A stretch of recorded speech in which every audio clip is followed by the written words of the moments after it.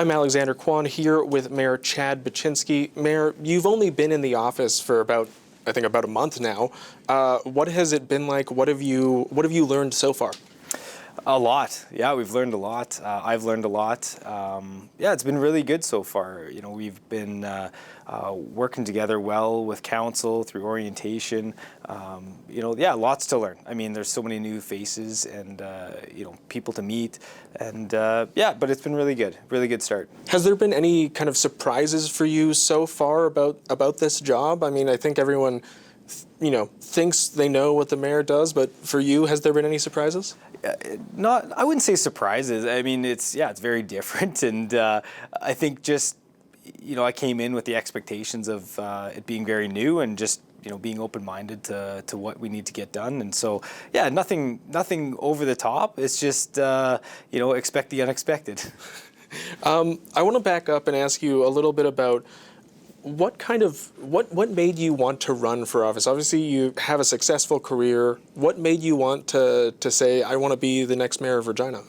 Yeah, well, like you said, I enjoyed what I was doing before, but it's really what I saw happening around the city and just the general feeling around the city. There's some tactical things that I think everybody was frustrated with, but really the feeling around the city and just feeling the need to do my part and step in. Did you have any experience with politics before doing this? Did you run for student council? What was your kind of experience with this before? No, nothing. Really. In the true kind of definition of political sense. I've been on boards and through different committees and that, but no, nothing in the public eye for sure. Deliberately not in the public eye. But like I said, it was just I felt compelled to put my name forward for sure. Was there any kind of thought of like, let's do council first, like run to be a councillor, or was it the big job at top is like the thing you wanted? More so just from the context that I've lived in, a variety of areas throughout the city, and so for me, the council position is more specific to a ward. For me, it was really looking at the city as a whole and the problems as a whole. When you're the face of Regina, like as the face of Regina right now, is it? I guess what is it like taking a step into the public, being a public figure now for you, someone who's a manager behind the scenes at a Crown corporation? What's the difference for you?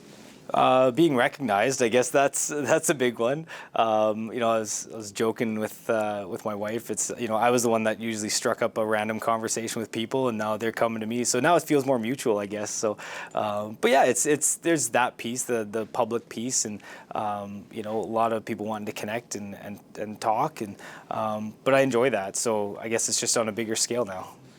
When you're the mayor, that you have a lot of responsibilities, but you're also, getting asked to come to a lot of events.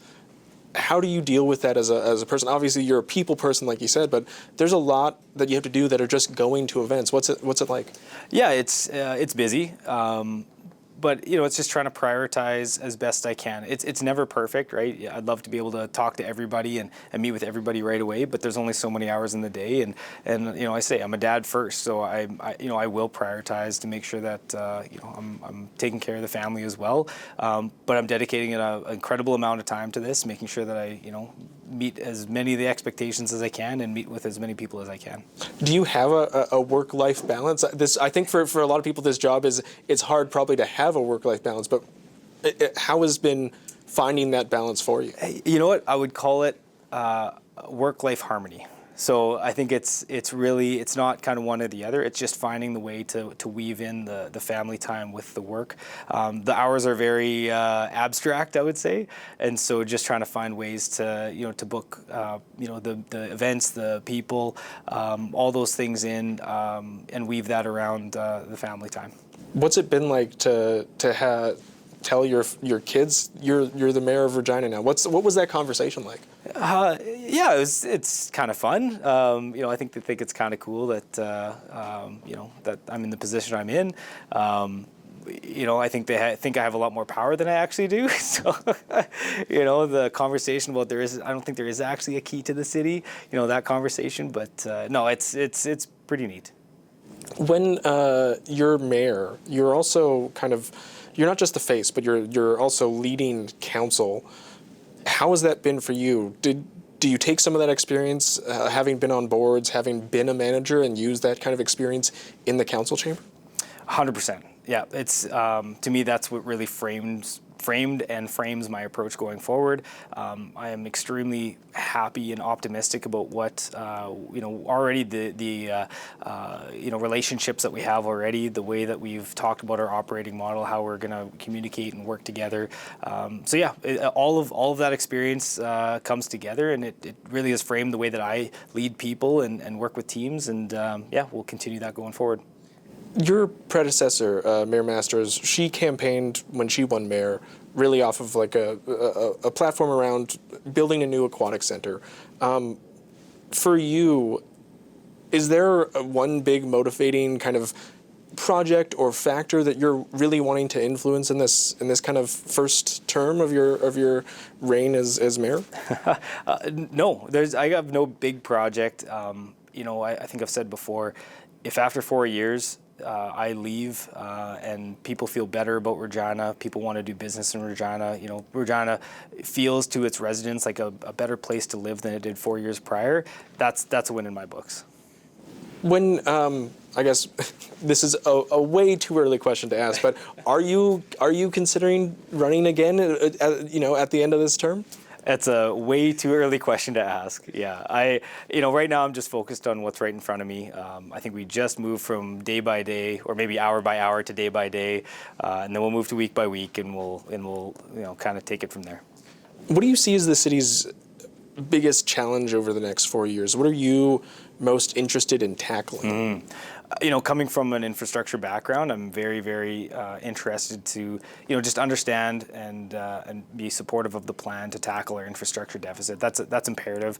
And then, on top of that, I think just the city as a whole, just that, like I said, that feeling, really tackling that feeling of, pride and community, and making sure that people feel that going forward. When you see things like the sinkhole with the collapsed stormwater pipe just off the Albert Street Bridge, those are things like infrastructure that need to be addressed. It's boring for a lot of people maybe to hear that you want to that infrastructure is something that needs to be replaced. How do you kind of counter that response where you say, look, it's not something that maybe interests everybody, but it's the stuff that needs to be done. How do you approach that? I find that extremely exciting. So, for me, it's just telling the story in a way that people can understand. Like, what does that actually mean to residents for us to invest in that infrastructure? How does that play a part in our ability to provide the services that are expected, the ability for us to grow our city in a meaningful way and in a safe way. All those things to come together. So that it's really about communication. It's telling the story in the right way that people can understand and get behind it. For the kind of first meeting that you've had as a council, you really addressed really one of the bigger things was advancing the pre-budget kind of decision making. For you, was that process easy? What was that process like? You're brand new in the job, and you're kind of being asked to approve a budget when you're just learning where your office is. What's that like for you? Yeah, it's not easy for sure. I think everybody on council would say that was a pretty big task to understand what was in front of us. But I will say, the good news is administration was there side by side. Every time somebody had a question, they were there to provide more information, more data, more background information. And so really, it was really a collaborative effort to, bring that information together so that council had what we needed to make the decisions that we needed to make. Are you learning anything from your fellow councilors? The members on council, they're obviously come from different backgrounds. Have you learned anything from them even in this first month? Absolutely. I've learned a ton from all of them. And it's like you said, everybody comes from different backgrounds. And, my style is I don't expect to know everything. That's not realistic to know everything. So that's the best part about having a team is, you get to leverage people's expertise and experiences in different areas. And not just myself. I've seen it from council already where, everybody's leaning into different councilors' expertise. There's a trust factor there right now, which is great. And do you see that and want that to grow in the years ahead? This is a a 4-year term, so there's a lot of time to feel each other out and find each other's priorities. Do you want that kind of camaraderie to continue? Oh yeah, I think Regina wants that camaraderie to continue, right? So yeah, I think we're on the right track right now, and I'm excited to see it grow. And was it a sense of seeing dysfunction at City Council? Because I think a lot of people during the last council maybe found things got heated between councillors, and there was just a lot of focus on arguments over tiny things without actually getting things done. Was that a reason that you wanted to kind of step in and run for mayor? Maybe a small part. And really, it wasn't really about looking at the past. It was really the state of the city, right, and the things that we needed to focus on as a city. That's what was the main driver. So I think really just focusing on looking forward and working with the team that we have now. Infrastructure, obviously, that includes water pipes, that includes roads. The latest, I think, report was there is a large infrastructure kind of deficit that needs to be countered. As mayor, how do you envision dealing with that infrastructure deficit? There's money that needs to be spent. Where do you get that money from? I mean, taxes, right? We know that, and I think I was pretty clear in my campaign that the reality is we have that deficit. We need the income to tackle that, and so yeah, we're going to have some tricky decisions to make to try and get ahead of that, because as much as it's a challenge to spend that money proactively, spending it reactively is going to cost that much more, and so it goes back to that communication. So from my perspective, it's being clear into the communication and then working with administration, who ultimately is the planning and executing part of what we need to get done. How has that relationship building been with not just City Manager Nikki Anderson, but the rest of the kind of executive of administration? How has that been? Very good. Yeah, very good. It's been a great start. Very open to sharing information and discussing current projects and issues and operations and everything in between. So no, it's been a great start. You describe yourself as a people person, and I did my research. I know something. I know that something you did over the pandemic was kind of arrange Mario Kart tournaments and Mario boy. Party. Yeah, see, I did my research. What was the kind of genesis behind that? Why'd you do it? Is it kind of an example of some of the things that you make sure people are, having fun, are not just focused on the tough things, but making sure they're okay as well? Yeah, I think what you said at the end there, making sure people are okay. And yeah, it is a part of that, and that's just how I operate. And I find you have to have a balance, right? I mean, especially in this role, in this team, there's a lot of tough decisions. There's gonna be tough days ahead, and finding opportunities to have some fun occasions together. That's important. That's important for everybody's mental health. It's important to be in the right headspace, so then when we do make those tough decisions, we can have good dialogue and respectful dialogue. Because even decisions are not always going to be unanimous. They're not always going to be simple, easy decisions. How do you plan to work that out with 10 people all representing different areas of the city? Yeah, you're exactly right. There's and we've already seen it. There's decisions that not everybody votes unanimously on, and that's expected. And what I've already seen is the way that we decided early on to communicate is we accept that. We accept that we're not going to agree on everything, and what we did commit to is to explain our position, not to convince necessarily somebody to change their mind, but just to say this is the why behind why I feel this way, and come from a place of understanding, come from a place of curiosity, and I think that's going to serve us well.